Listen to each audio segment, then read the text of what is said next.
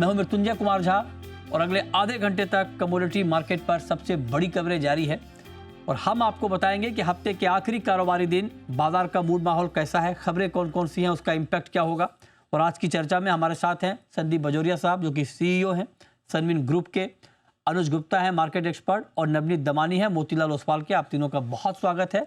लेकिन आज हम चर्चा की शुरुआत कर रहे हैं एक महत्वपूर्ण खबर के साथ और खबर ये आई है कि चीन ने अमेरिका से सोयाबीन का इंपोर्ट बिल्कुल रोक दिया है, बंद कर दिया है।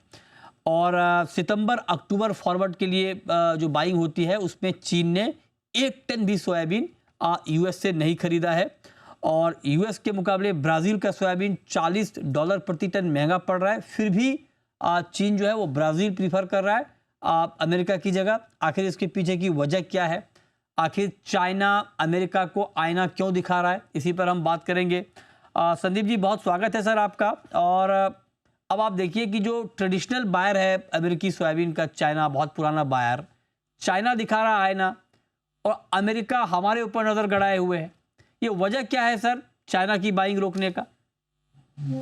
देखिए, आपने नए स्लोगन बड़ा अच्छा चुना है, चाइना दिखा रहा है आईना। एकदम सही बात है। देखिए, ये इंटरनेशनल ट्रेड में ये अब इसे टिट फॉर टैट होने लगा है। आप हमें किस तरह से ट्रीट कर रहे हैं, हम उसका आपको उसी तरह से ट्रीट करेंगे। आज चाइना की ये पोजीशन है कि वो यूएस के इस तरीके से बात आंख में आंख दिखा के बात कर सकता है। इंडिया ने भी कोशिश करी है, इंडिया ने भी उनकी ट्रेड डील को उनके टर्म्स पर नहीं माना है और इंडिया ने भी एग्री नहीं किया है हमारा एग्रीकल्चर सेक्टर उनके लिए ओपन करने के लिए। और इस कारण से इंडिया पे उन्होंने 25% टैरिफ और एडिशनल फॉर रशियन क्रूड खरीदने के लिए 25% और लगा दी है।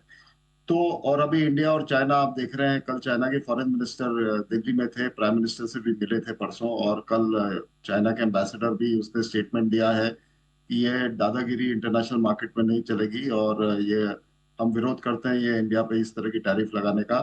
और हम चाइना और इंडिया आपस में ट्रेड बहुत इंक्रीज करने में है और हम चाहेंगे इंडिया चाइना को भी बहुत सारी चीजें एक्सपोर्ट करे।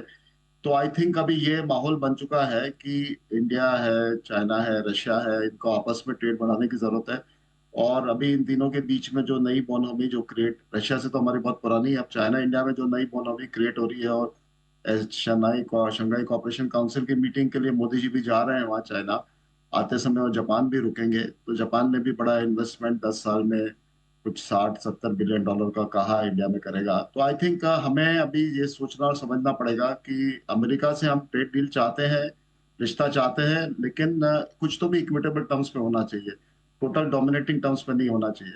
तो इसलिए चाइना ने जो आईना दिखाया अमेरिका को, वो एक तरीके से अमेरिकन सोयाबीन और अमेरिकन किसान को एक तरह से ये सेटबैक हुआ है और ब्राजील के किसान को फायदा हो रहा है। ब्राजील की गवर्नमेंट जो है वो चाइना से फ्रेंडली भी है। एंड ये सब बातें हैं। तो अब क्या हो गया, पॉलिटिक्स, बिजनेस और इकोनॉमिक्स, ये तीनों का संगम हो गया है। त्रिवेणी संगम जैसे होता है ना नदियों का, वैसे पहले क्या होता, पॉलिटिक्स सेपरेट चलता था, बिजनेस सेपरेट चलता था, इकोनॉमिक सिचुएशन सेपरेट चलती थी।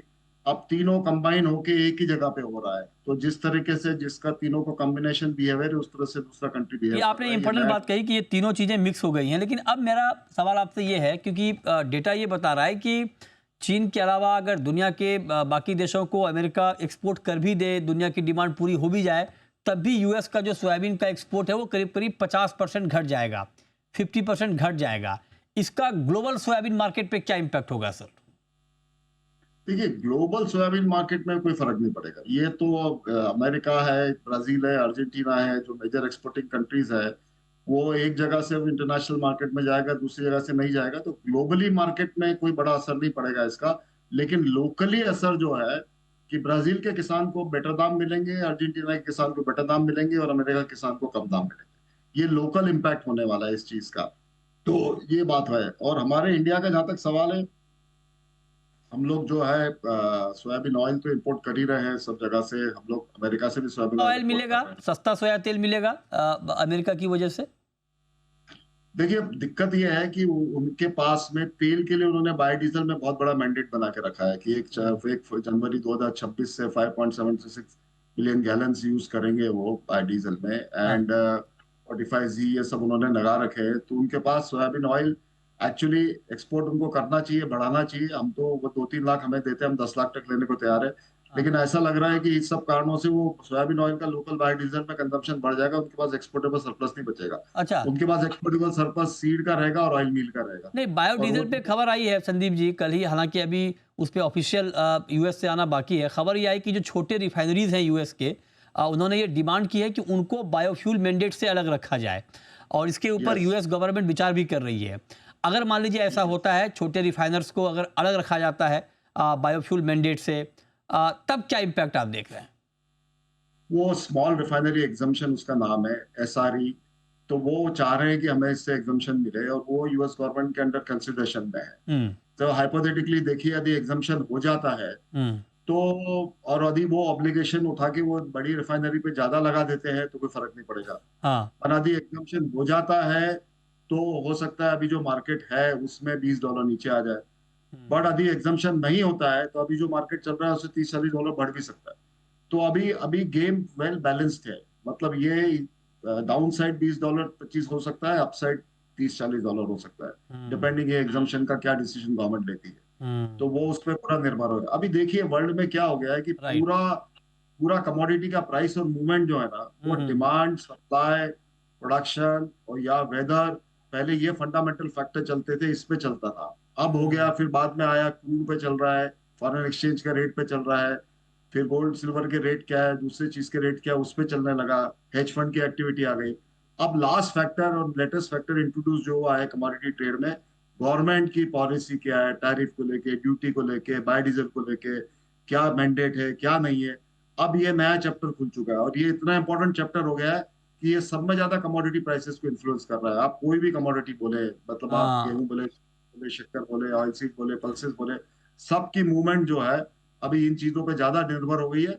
और वो जो ओरिजिनली जो फंडामेंटल फैक्टर होते थे, सप्लाई, डिमांड, प्रोडक्शन, वेदर के, हाँ। उनका वेटेज सिर्फ एक तिहाई रह गया है। Right sir. बाकी एक अब तिहाई वेटेज चला गया है ये हेज फंड की और फाइनेंशियल सेक्टर की एक्टिविटी क्या है, फॉरेन एक्सचेंज रेट क्या है, क्रूड का रेट क्या है, और लास्ट एक तिहाई रह गया है कि पॉलिटिकल लीडर क्या डिसाइड कर रहा है।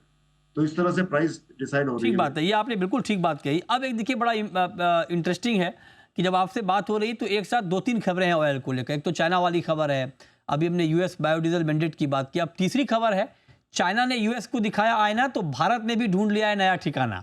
मैं पाम तेल की बात कर रहा हूं, और पाम पे खबर ये आई है कि भारत ने पहली बार कोलंबिया और ग्वाटेमाला से भी पाम तेल खरीदा है। मतलब गजब की नज़र है सर। मतलब जहाँ पे हमें लगता है कि हाँ ये हमारे लिए हो सकता है मार्केट, हम वहाँ पहुँच जाते हैं। इसका कुछ इम्पैक्ट देख रहे हैं इंडियन पाम बाइंग पे सर?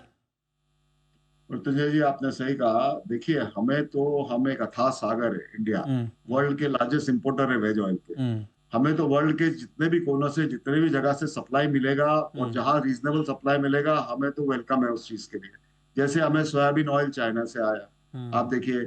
तो हमारे ट्रेडिशनल सप्लायर सोयाबीन ऑयल के मेनली अर्जेंटीना है 70%, फिर ब्राजील है, फिर थोड़ा बहुत यूएस है, फिर हम्म। रशिया है, फिर यूक्रेन है, फिर इजिप्ट है, टर्की है, इराक है। हम्म। ये जगह से हमें सोयाबीन ऑयल आता है। हमने हम्म। मतलब छोटी छोटी क्वांटिटी दूसरी जगह से, मेजर तो राइट। 70% से आता है। हम्म। उसी तरह से हमारा जो पाम ऑयल है वो Malaysia, Indonesia, Thailand, Papua New Guinea से आता था। राइट। अब हमें सेंट्रल साउथ अमेरिका नया वेन्यू खुला है। साउथ अमेरिका में 5 मिलियन टन का पाम का प्रोडक्शन होता है। हम्म। और उसमें कोलंबिया सब में ज्यादा है, 2 मिलियन कोलंबिया प्रोड्यूस करता है और उसमें से 6.5 लाख टन कोलंबिया एक्सपोर्ट करता है। और हम्म। ग्वाटेमाला प्रोडक्शन करता है 12 लाख टन, लेकिन एक्सपोर्ट करता है 7 लाख टन। तो कोलंबिया और ग्वाटेमाला ये दोनों बड़े एक्सपोर्टर है पाम ऑयल के। हम्म। दोनों मिला के करीबन आप समझिए 13-13.5 लाख टन एक्सपोर्ट करते हैं, और मेनली ये फ्लो यूरोप और अगल बगल के कंट्री में जाता था। राइट। अब इंडिया की एक प्राइस पैरिटी सिस्टम डेवलप हुई है और अभी कुछ करीबन 70-80 हजार टन का वहां से हमने डील हुआ है हम्म। इंडिया की तरफ में। तो अभी थोड़ा थोड़ा फ्लो वहां से भी रेगुलर इंडिया को आ सकता है, ऐसी संभावना बन गई है। राइट। और तो इंडिया के लिए हमको डाइवर्सिफिकेशन बहुत जरूरी है। आपको याद है जब यूक्रेन रशिया वॉर शुरू हुआ था, हाँ। तो जब वो चिंता, कॉमर्स मिनिस्टर को चिंता हो रही थी कि भाई हमें यूक्रेन से सल्फर ऑयल इतना आ रहा है, वो नहीं आएगा तो बिल्कुल। इंडिया में हम कैसे फीड करेंगे। तो हाँ। आपको याद है हमने उनको बताया था कि हम रशिया से ला सकते हैं, रशिया में हमारे कॉन्टैक्ट है, एक हम्म। 1.5 लाख टन महीने का आपको रशिया से दिला देंगे। तो वो ठीक बहुत इस बात। बात को लेके खुश थे और हमने वो रशिया का फ्लो एस्टेब्लिश किया। और आज रशिया से, आपको खुशी की बात है, हमने पिछले साल 20 ठीक लाख टन बात। Sulphur oil. ये बात बिल्कुल सर, ये आपने सही कही। और याद है मुझे उस वक्त जब तेल को लेकर बहुत कोहराम था, तो आपने भी नए नए ठिकाने ढूंढे थे। आपने बताया था कि यहाँ यहाँ से हम ले सकते हैं, नया नया ठिकाना हमारा सनफ्लावर ऑयल का क्या हो सकता है। बहुत और शुक्रिया। एक और बात बोलते हुए मुझे खुशी हो रही है कि अभी मैं 15-17 लोगों का सॉल्वेंट एक्सचेंजर एसोसिएशन से अभी अच्छा डेलीगेशन हम रशिया जा रहे हैं 30 तारीख को। अच्छा, सो हम बढ़िया हैं, सर, डॉक्टर गुड। मेहता है, संजीव सर अस्थाना। आप ही लोग अब यूक्रेन रसिया का युद्ध रुकवा के आइए, ट्रम्प साहब से तो हो नहीं पा रहा है। तो हाँ, अच्छा है कि आप हमारी भी तरफ से अगुवाई तो में। रिकमेंडेशन वही है।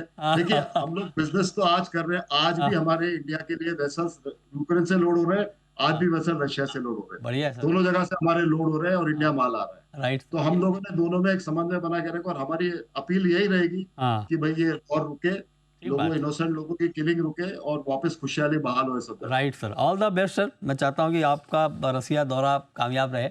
बहुत शुक्रिया संदीप जी आपका हमारे साथ जुड़ने के लिए और इस पर डिटेल में बात करने के लिए।